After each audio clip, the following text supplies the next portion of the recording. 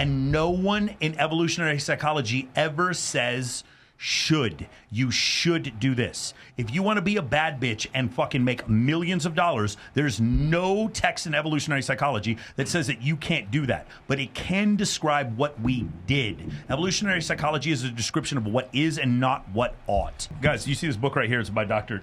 Buss. It's an evolutionary psychology Everybody textbook. drank. Okay, yeah, because I said it. Now, you guys here, who here does not understand what evolutionary psychology is? It's kind of the basis for our whole show. Anybody? You have no clue what it is? No? Okay, it's a concept that Darwinian natural selection also applies to your brain, which is something we didn't really believe before the 1960s, 1970s. We thought that the brain and everything up here was almost like divined by God, and everything below us just happened to look like an ape, but that was just an accident. So evolution was only from the neck down. Now we know evolution also happens from the neck up, and you'll notice that we share, along with other mammals, a fear of fire, a fear of snakes, a fear of heights, things like that. If we put sulfur in this room, all of us would find it gross, including if we had a horse, an ant, like some kind of cat, whatever. We all tend to have similar fears, and this is because they're encoded in our psychology. Does that make sense? Part of our firmware. This concept is very, very, very offensive to a lot of people. It's offensive to a lot of people on the right side of the political aisle, because those people don't like the concept of evolution and natural selection, and it's very controversial and offensive to people on the left side of the aisle because it describes innate gender differences. Whoa. You with me? So evolutionary psychology is hated by both sides of the aisle because it's true, and it's probably the most true and testable form of psychology that there is, which is why the reason we talk about it all the time on the show. And we have a lady here who's a PhD, who she's going to describe what she thinks of evolutionary psychology. Okay, I have to call BS on generally things called evolutionary psychology, because most of what's called that is just backwards rationalizing beliefs people have that are usually based in patriarchal, sexist, and racist ideas and understandings. For example, the idea that women are just biologically more suited to being in the home and taking care of the children, and therefore they should do the things that they're more biologically and their brains are different. They're designed more for those things.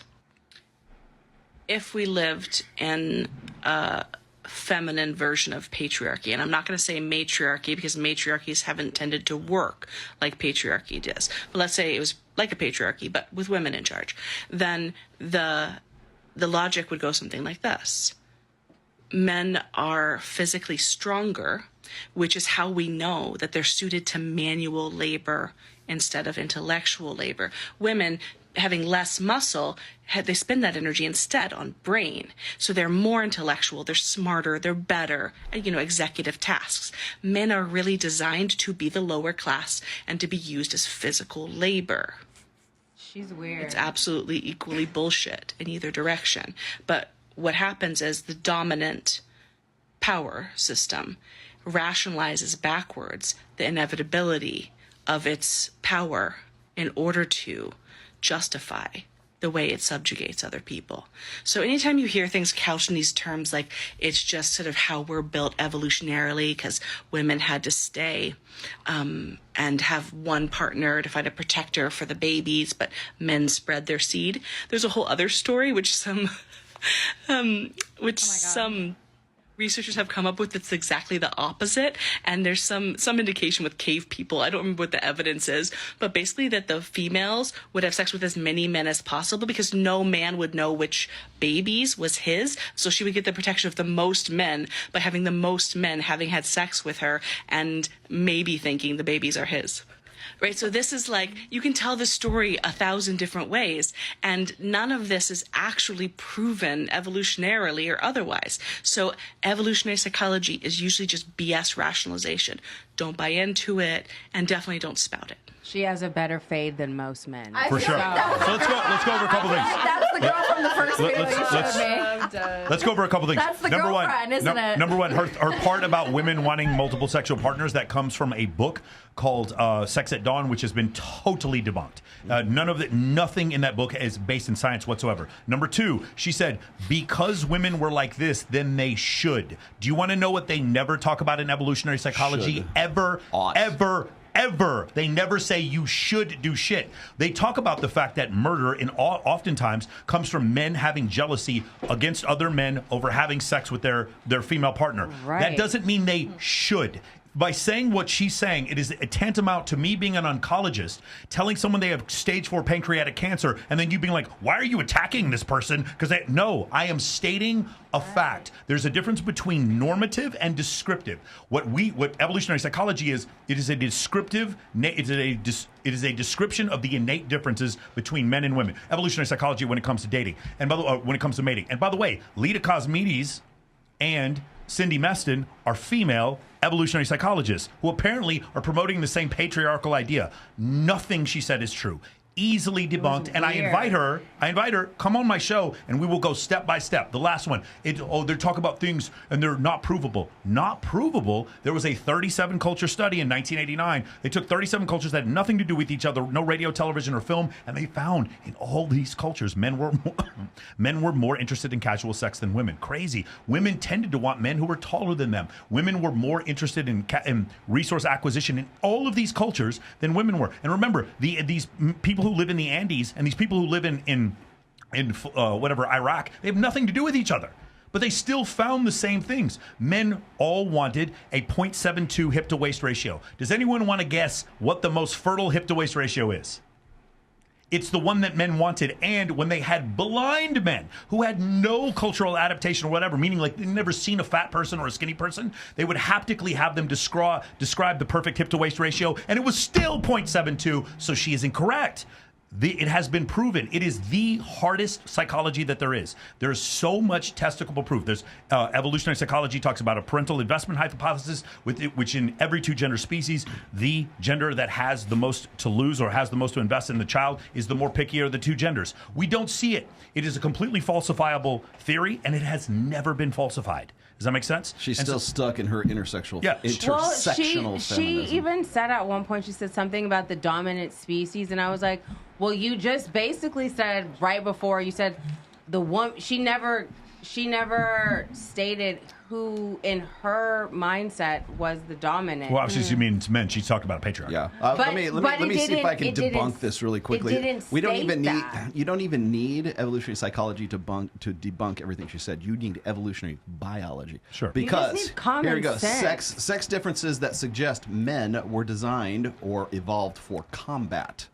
Greater upper body strength, taller bodies, heavier bodies, higher basal metabolic rate, faster reaction times, thicker bones in the jaw, so you can take it on the These chin. are not theories. These are things we can see. These are provable facts. These are provable facts. Faster mental rotation of spatial visualization, more accurate throwing of objects, more accurate blocking of thrown objects, more interest in practice of combat skills, stronger bones, greater density or bone density, specifically in the arms, easier heat dissipation, more hemoglobin in the blood, higher muscle to fat ratio, larger hearts, higher systolic blood pressure, broader shoulders enabling efficient weapon use, larger sweat capacity, larger circulating blood volume, greater resistance to dehydration, tolerance for risk and dangerous activities, faster sensory frame shifting, thicker skin, larger lung capacity, and greater use of physical and homicidal aggression.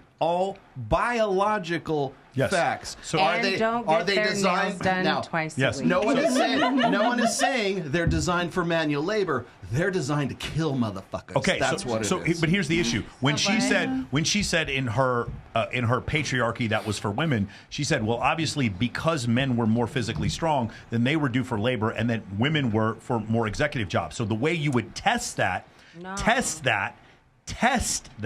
you would be able to find that women had higher IQs than men, and they don't. No. So again, what she's saying is like the way it's a straw man argument. She's saying evolutionary psychology is not based in any reality, and then so we show the reality, and then so now she comes up with her own fairy tale reality to try to debunk it. It's called a straw man argument. What she's saying is not accurate whatsoever. easily disprovable. Well, Gadsad also calls it just so thinking, meaning like it's just like, well, you figure something out, and so you try to sort of backwards engineer it. That's to what she did. She backward engineered. She's because doing it doesn't exactly make sense. she's doing exactly what she's accusing people of doing. Right. Again, if we go back and we say, well, men are stronger and women are, are able to carry children, it's like, well, you're backwards rationalizing it, and it's like, well, we can see, facts. yeah, but we can see how evolution works. We can actually watch evolution in small, like single cell organisms. We know that natural selection is a real thing. And so we just understand that it happened for humans. We found the bones of Homo habilis, Homo australis. We found the bones of Homo neanderthalis. We know that we came from other form of hominids. And before that, we found the bones of Australopithecus, which was the ancestors for Homo sapiens. And before that was the common ancestor between apes and human beings. And so when you come to that realization, the evidence is here for this. The idea, what she's saying innately, is that evolution only counted for the neck below and does not count for the brain. Because the brain, what it must do in order for this species to survive, remember guys, there's no internet, you can't buy a Glock, you know what I'm saying? There's no antibiotics, any of that stuff. That we are living in a very, very austere environment for the first 100,000 years of Homo sapien existence. And in those cases, you would have defined gender roles because survival would be easier in that case, right? It's division of labor is what it doesn't mean there has to be, and no one in evolutionary psychology ever says you should do this. If you want to be a bad bitch and fucking make millions of dollars, there's no text in evolutionary psychology that says that you can't do that. But it can describe what we did. Evolutionary psychology is a description of what is and not what ought. And so that's the difference. Is Bree brought this up earlier about how there is sort of the masculine and then there's the feminine, right? Then those are just sort of like innate, like conventional, like understandings that we have as human beings, right? The thing is you're 100% correct. We are better together than we are apart, number one. And number two is that men and women are innate complements to one another.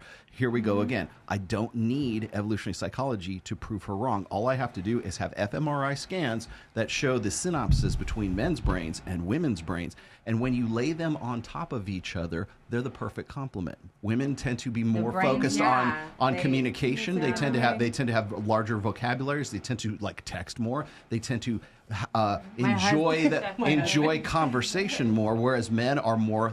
Women are interested in people, and men are interested in things more or less. And if you take those two brain scans and you put them on top of each other, they perfectly complement each other when they come together. Thus, you have the masculine and you have the feminine that are an innate, evolved firmware that we have in our brains. Whether you decide that you want to go against that and condition yourself against that, that's up to you behaviorally. If you want to operant conditioning, whatever it is that you think you can think of a better way, probably not. But if that's what you want to do, it's not that you can't do that. It's just that this is the hardware that you have to work with. And so even if we're going to talk about like evolutionary psychology, I don't think that it's real or whatever, fine. But here's the scans. Here's the brain scans. Here we've plotted the human genome since what, 2001 right now. Yeah. And we're still figuring more shit out as far as like genealogy and like you could do 23andMe right now, so you find out where you came from, all this stuff. Everything that is now, honestly, I think what's going to prove people like this wrong is not necessarily going to be evolutionary psychology per se. It's going to be evolutionary biology that locks in with evolutionary psychology. The biology. So we're innate complements to one another. I saw I think he's a TikToker, and he was in Morocco, and he was asking people, what do you think about, like, it was gender equalities or something to do with male and female, and he didn't understand the concept of what is a woman. It was what is a man and what is a woman. It was Matt Walsh, yeah. And everyone in Morocco said, well, I'm a man, she's a woman. They didn't understand the concept of us saying, well, I'm a whatever. I don't identify as a woman. And in other cultures, this is only something that's going on in America. When you go and you travel abroad, you will see that no one has the forefront issues in society and politics like America. The things that are going on here are not going on in any other country. And when they ask people, what makes a man and what makes a woman, or are you a man, are you a woman, or do you identify as a man or a woman, or what are your pronouns? That's what the question was. Yeah. Right. What are your pronouns? Didn't That's what he understand the asked. question. They did not understand the question. Yeah, because and fundamentally it comes back to this: is that we just have decided somewhere along the line that we are separating sex from gender. The social idea of whatever gender is, the behavioral manifestations of you being male or you being female, and that there is some sort of separation between those two. And we've been teaching this since like the mid 70s. It is 100% disprovable bullshit, and has been so for the. I've been on this crusade to say no, gender and sex are intimately linked. And the thing is the more you try to separate those things, that's how you get. What's a woman? I don't know. I'm gender confused. I'm transsexual. alien. I'm an alien. I cannot Exactly. imagine